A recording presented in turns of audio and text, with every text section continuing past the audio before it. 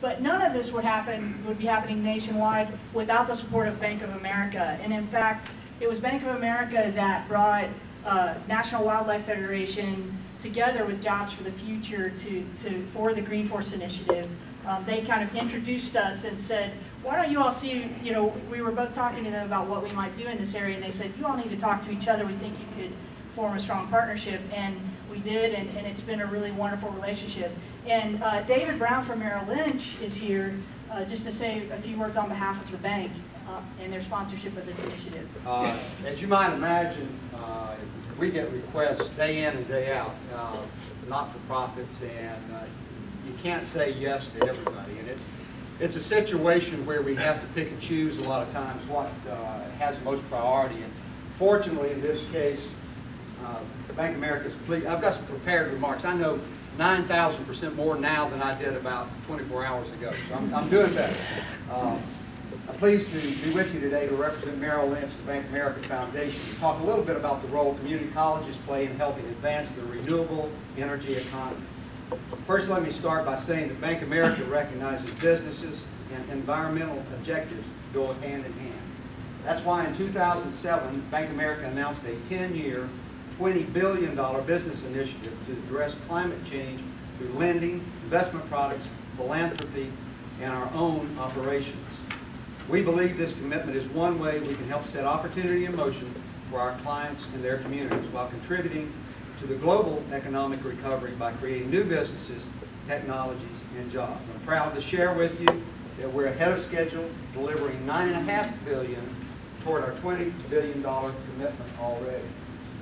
But I'm here today also to talk about the $1 million grant the Bank of America Charitable Foundation provided to the National Wildlife Federation and Jobs for the Future to help fund an effort called the Green Force Initiative, advancing greener careers and campuses. Community colleges across the country are at the forefront of green growth and innovation, whether it's addressing their own sustainability, delivering new curricula to cultivate the green workforce, or making their campuses and operations a classroom by integrating sustainability into education to prepare graduates for jobs in the renewable energy and low-carbon economy.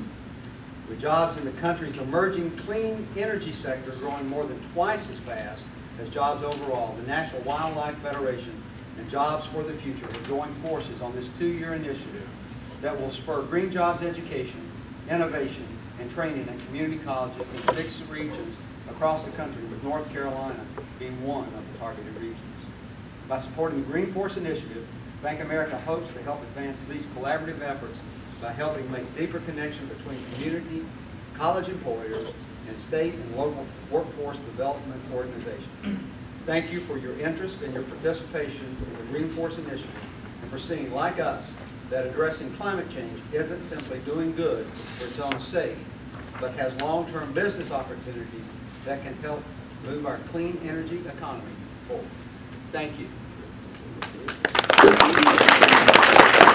So, how many of you were on the webinar that we did on February 22nd, where we introduced a number of these partners that are working on the Green Force Initiative?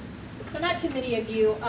I would encourage you to check out the link to that, which you'll find on the Green Force Initiative website. So I won't actually show the slides because you'll have lots of that coming, but just to give you a quick overview of who we are and why we're in this partnership together. Jobs for the Future has been working in trying to develop strategies to help lower skilled adults, young and older adults, and disadvantaged youth really get the education and training they need to advance to family supporting careers.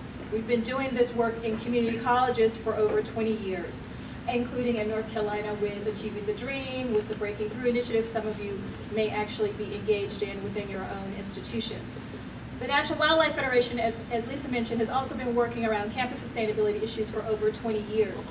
And so when the Bank of America Charitable Foundation introduced us, we dated for a moment, but really saw that it was a great opportunity for a marriage of our 2 respective interests towards helping prepare a workforce that, one, leads folks to family-sustaining jobs, which is what we're interested in, and they're interested in having folks skilled to meet the demands around environmental sustainability.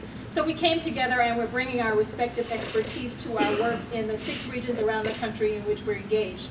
They include not only North Carolina, the whole state, but we're working in Michigan and southern Texas, in the Chicago, metro Chicago area, in northern Virginia, and in the greater Seattle region. So a very diverse group of regions across the country, but whenever we say to them that North Carolina is tackling this issue statewide, everybody is really excited about how ambitious you all are being in this work, and we're delighted to have Code Green Initiative and the Super SIP, as well as the North Carolina Community College System as partners with us in this work. So what are we trying to do? Essentially, we're trying to achieve 3 goals. One is to strengthen the capacity of community colleges to develop green career pathways, not just green workforce training programs. We think there are lots of green workforce training programs out there that are often isolated, that get folks into entry-level jobs, which is a good thing, especially in this economy. A job is better than no job. But we really, those entry-level jobs often don't lead to the family-sustaining wages that we all want to see folks get to.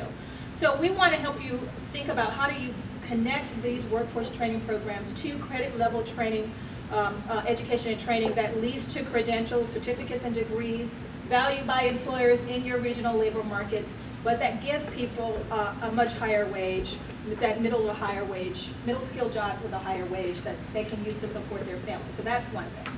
The second thing we want to do is really look at how we engage lower skill adults more in these pathways, and creating the on-reps that allow them to be able to enter into your credit level programs, but also looking at how those programs can be more supportive of lower skilled adults. Not just the adults that need to increase their skills. We often find in our work that the programs that we're trying to get them into are not ready to receive them and support them, and so we need to look at both sides of that equation.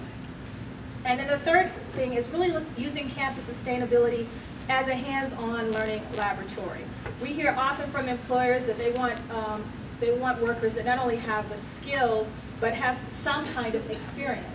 And across the country, a growing number of colleges are using their own campus sustainability efforts as a way to help build that experience of some of their students. They're engaging them in projects on the campus that help reinforce the skills employers have said they want, and so that the students can say, not only did I learn how to do this work in a classroom, but I can actually, I actually demonstrated it on the campus through a hands-on kind of campus-based internship is one way to think about it.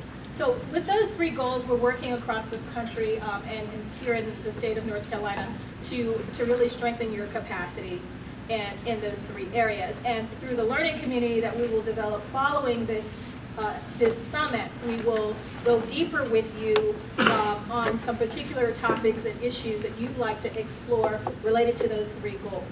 We're going to start a conversation today that begins to surface some of these issues, and it gives you an opportunity to share your own work and successes and challenges and issues in this, but we know that this is just the beginning.